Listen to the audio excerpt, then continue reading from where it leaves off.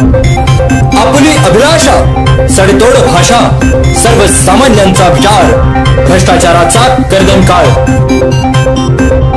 सामाजिक बांधिलकी, शिक्षण, कला, साहित्य, राजकीय, धार्मिक हित रक्षणासाठी आला ऍक्टिव्ह मराठी चॅनल आला। नमस्कार, ऍक्टिव्ह मराठी न्यूज मध्ये आपल्या सर्वांचे स्वागत आहे। मातंग समाजाच्या न्याय हक्कासाठी जिव्हाळ्याचा प्रश्न घेऊन समाजहितासाठी अ ब गड स्वतंत्र आरक्षणाकरिता आपल्या जीवाची बाजी लावणारे बलिदान वीर हुतात्मा शहीद स्वर्गीय संजय ताकतोडे यांचे आहे। त्यांच्या समाधीस्थळी साळेगाव तालुका केज जिल्हा बीड येथे पुण्यस्मरण करण्यात आले। या प्रसंगी साळेगावचे सरपंच कैलास जाधव, नगीना कांबळे, आधुनिक लहुजी सेना राष्ट्रीयचे अध्यक्ष भगवान वैरागर, लेखक, ज्येष्ठ समाजसेवक, ॲक्टिव्ह मराठी न्यूज चॅनलचे संपादक उमेश साठे, युवा नेतृत्व मृणाल भैया कांबळे, अजय कांबळे, अमोल जगताप, मास्टर जावेद शेख, अतुल कांबळे, काका इंगळे, अजय शिरसाट, नागेश डाडर, वैजनाथ गालफाडे, निलेश एडके, धाराशिव जिल्हा अध्यक्ष संतोष हनुमंते, तुळसा बनसोडे, शंकर कांबळे, सुनील साळुंखे, जय कांबळे, स्वप्नील देडे, बाळू घाटगे, केशव खेडकर, दीपक सकट, दिनेश ताठे आदींसह विविध ठिकाणाहून आलेले लहू सैनिक आणि समाजसेवक उपस्थित होते। संपादक उमेश साठेंसह ॲक्टिव्ह मराठी न्यूज, अहमदनगर।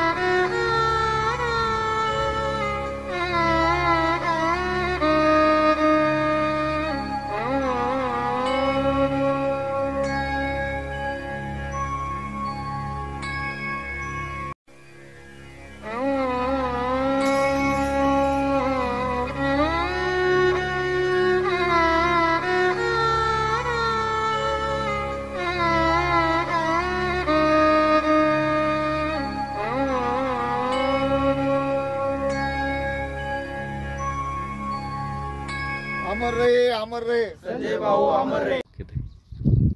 सर्वांना क्रांतिकारी जय लहुजी।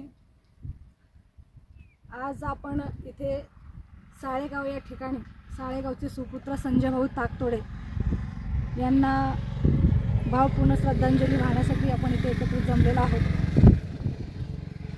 संजय भाऊ ताकतोडे यांनी मातंग समाजाला स्वतंत्र आरक्षण मिळावं यासाठी स्वतःच्या प्राणाची आहुती दिली व त्यांनी समाजाला दाखवून दिलं की समाजासाठी काहीही करू शकतो मी पुढे चालून सर्व समाजाला व सरकारला व सर्वांना सांगेन की बाबा संजय भाऊ ताकतोडे यांची जी जलसमाधी होती ती वाया न जाता राज्य सरकारने जी मध्यंतरी सामाजिक क्षेत्रातली जी आरटीची निर्मितीची जी मागणी आहे ती मान्य केली।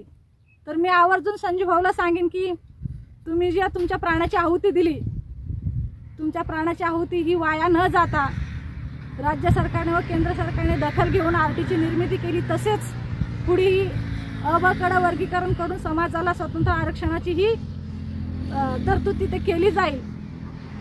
तर मी एवढं सांगेन की सर्व समाजाला संजय भाऊ ताकतोडे यांचं बलिदान वाया न जाता सर्व समाजाने एकत्रित येऊन समाजाच्या न्याय हक्कासाठी सर्वांनी एकत्रित यावं एवढीच सर्वांना विनंती करते आणि परत एकदा संजय भाऊ ताकतोडे यांना श्रद्धांजली वाहते।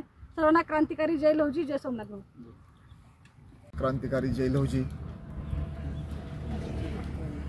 आजचा जो दिवस म्हणजे मातंग समाजाला लोकसंख्येच्या प्रमाणात अबकड आरक्षण मिळावा या निमित्ताने 5 मार्च 2019 रोजी कैलासवासी संजय भाऊ ताकतोडे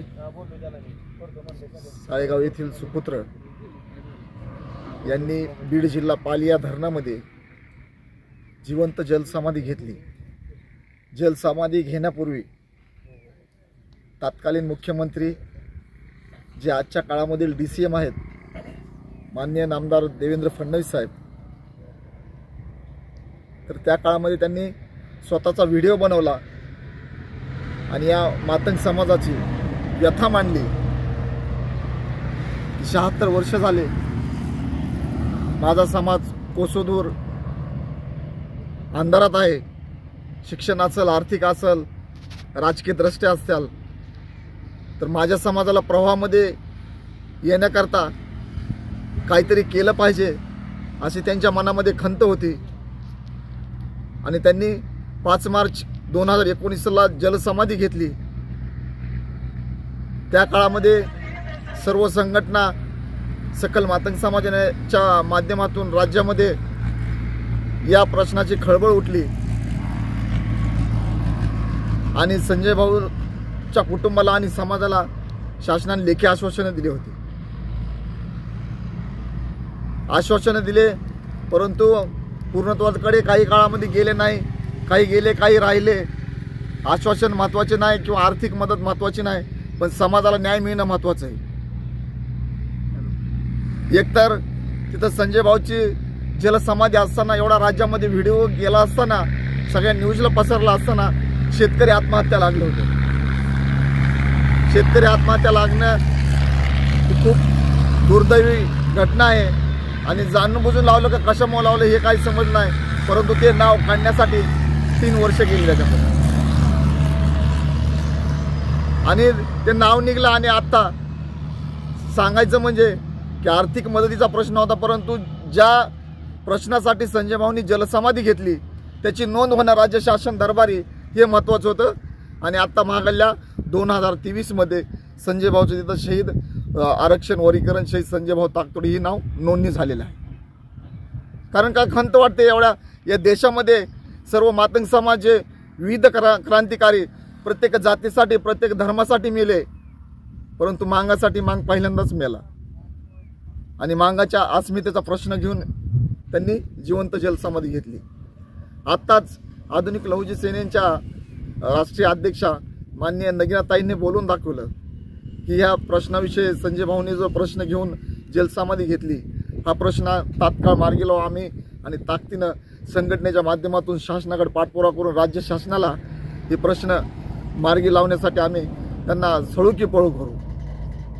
कारण खरंच की आजच्या कंडिशनला आपण प्रत्येक या राज्यामध्ये याच्यामध्ये बघतो की माणूस येणार आहे, जाणार आहे, परंतु काहीतरी समाजासाठी आपलं जे देणं आहे प्रत्येकाचं ते देणं गरजेचं आहे. आणि त्यांनी जे आरक्षणासाठी जलसमाधी घेतली, सांगायचं म्हणजे की त्याच माध्यमातून काल समिती नेमली, पण समिती नेमून तसंच आरक्षणही त्यांनी तात्काळ लागू करावा एवढं बोलतोय. जय लहुजी, जय शिवराय, जय अण्णाभाऊ. आपल्या ॲक्टिव्ह मराठी न्यूजला जास्तीत जास्त लाईक, सबस्क्राईब आणि शेअर करा. Thank you. Bureau report, active Marathi news, Ahmednagar.